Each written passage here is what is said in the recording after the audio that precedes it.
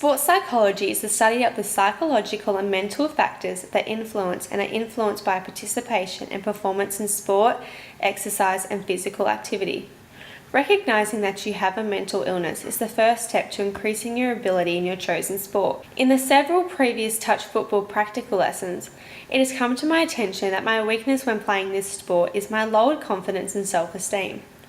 As majority of my class competes at a very high level for touch, this raises my anxiety levels as I begin to doubt myself and feel the pressure get to me. There are 3 strategies that would contribute to improving my lowered confidence and self-esteem when playing touch in practical lessons.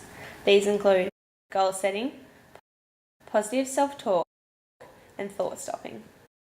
Goal setting is a mental training technique that can be used to increase an individual's commitment towards reaching a personal goal.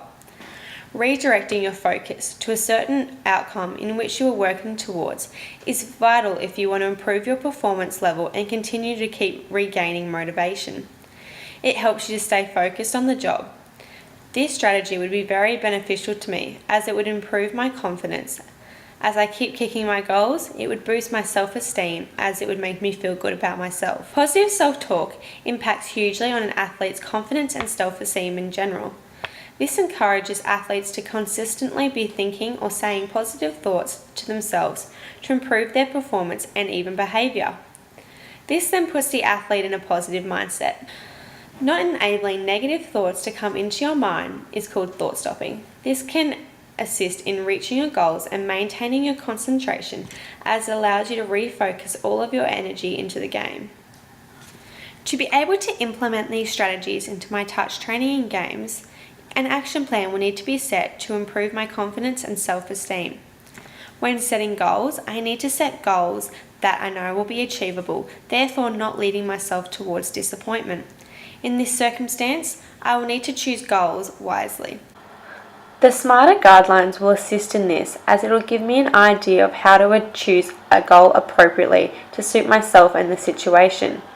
This guideline goes by being specific on the goal, measurable with knowing how much improvement has been gained or needs to be, accepting the fact that my goals need to be shared, being realistic with the choosing of the goal, having a time phase for how long you are going to give yourself to achieve it, being excited about the goal, therefore making you motivated, and also recording the process towards. Initiating the touch in gameplay and sprinting every time I get the goal will be my 2 goals that I set for myself. The short-term goal of initiating the touch is defined as simply having the confidence to attack my opponent whilst eliminating any doubts that I have in my self-esteem. Initiating the touch will ultimately provide my team with gaining more ground, which will also have a major effect on my confidence as my team will be satisfied with my efforts. Whenever I get too carried away, forgetting to initiate the touch, I need to refocus my thoughts and energy on my goals to get me thinking properly again. The short-term goal of always sprinting when I get the ball in gameplay will give me a boost of adrenaline, which will get me focusing more on getting the ball closer to the try line. Small goals like this will assist with improving my self-esteem and confidence as I will begin to know what success feels like. This will be measurable as I will clearly be able to see how much sprinting I've done by assessing how much energy I have after the game. Also, surrounding myself with committed players who also have their own personal goals will help encourage me to achieving my own, as the vibrant energy in the team will be full of determination and drive. Secondly, positive self-talk will assist in the journey of me gaining confidence and a higher self-esteem when playing touch.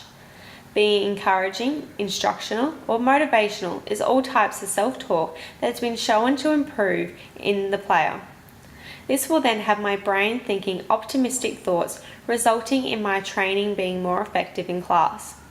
Before training, I have to enter class with a clear, fresh mind that feels motivated and eager.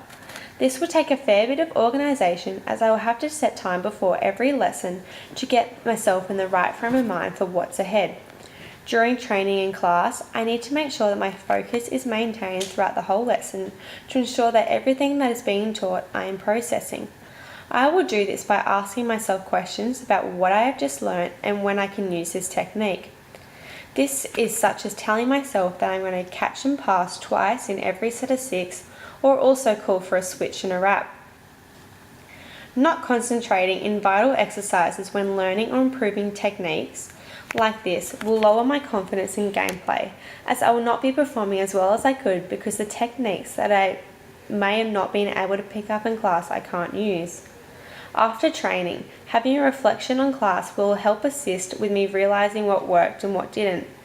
Journaling what I thought about each lesson will help me knowing if the positive self-talk before and during training was effective. Gradually over time, I will be able to reflect even greater just to see how much my confidence and self-esteem has grown. Lastly, the strategy of thought stopping will also contribute to me having a positive frame of mind. This is due to not allowing negative thoughts to come into my mind and disregarding all things that will affect my confidence and lack of self-esteem. Able to implement the strategy of thought stopping, I need to be able to have a lot of self-control. Not letting negative thoughts or people get into my head is vital to the steps of conquering my weakness in touch. To prevent thinking negatively, every time I begin to, I need to have a go-to plan that will snap myself out of it. For example, I could clap, tie my shoelace, do a jump, or even say a certain phrase to myself, such as, "Come on, Emily." This will then distract me from following through with my negative thoughts and now have myself back in the zone. In addition, surrounding myself with optimistic people will be beneficial as it can be contagious. If everyone else around me is feeling confident, what they are feeling could begin to rub off on me, coincidentally boosting my own. People who are encouraging would increase my self-esteem as I would then begin to get recognized for the occasional things I'm doing right rather than the things I am doing wrong. Confidence and self-esteem that I lack during touch practical lessons can be improved if these strategies are implemented into my training schedule. Goal setting, positive self-talk, and thought stopping all relate in the way that they all end up with the same conclusion of me just improving my touch skills. These strategies will be very beneficial to me performing touch at a higher level.